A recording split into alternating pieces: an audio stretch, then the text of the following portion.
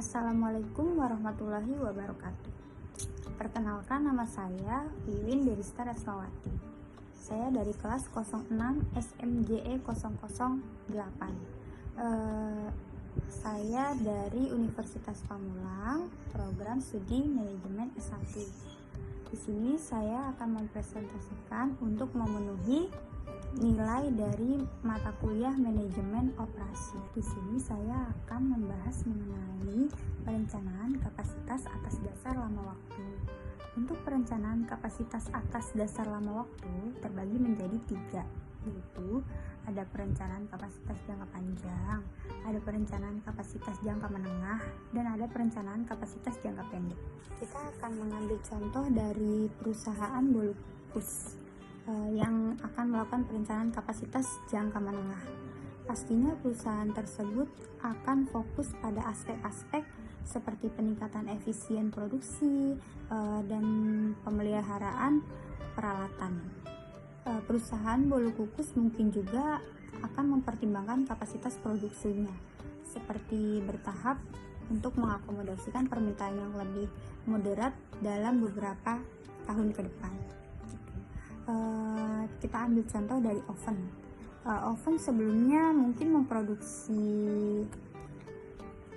bolu kukusnya itu 1000 pieces ya, dengan wadah yang tidak begitu besar gitu bolu kukusnya, tetapi perusahaan tersebut mengubah oven dengan kapasitas yang lebih besar untuk memenuhi permintaan tersebut agar bisa memproduksi bolu kukus yang lebih banyak lagi.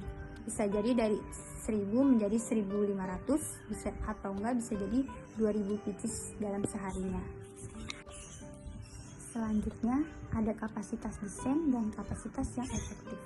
Untuk kapasitas desain sendiri itu yaitu kapasitas yang memiliki tingkat output yang diharapkan dapat dicapai secara konsep. Dan untuk kapasitas efektifnya, itu kapasitas ini merupakan pengurangan dari kapasitas desain untuk menggambarkan kondisi tertentu dari pengoperasionalan suatu usahanya. Kita ambil contoh untuk kapasitas desainnya ya.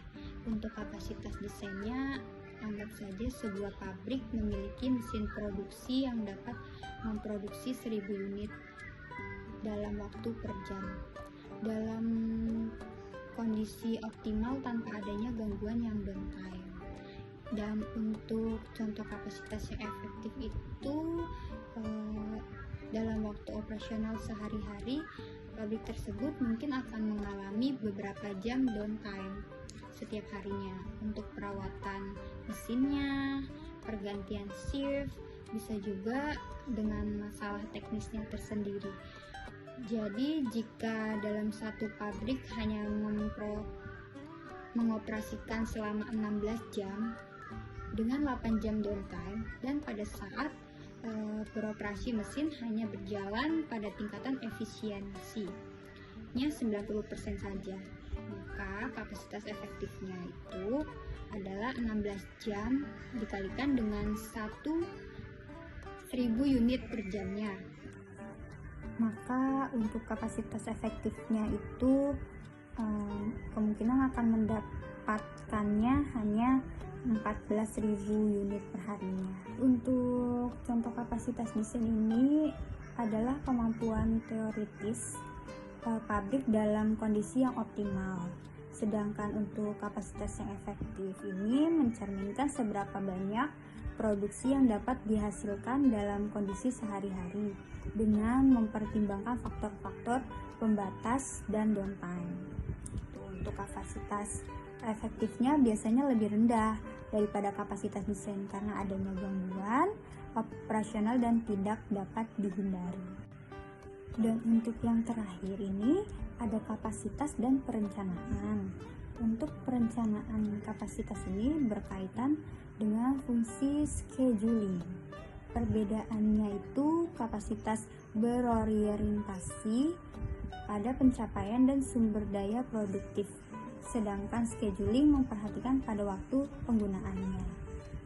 Sekian untuk presentasi dari saya. Mohon maaf apabila ada kesalahan. Wassalamualaikum warahmatullahi wabarakatuh.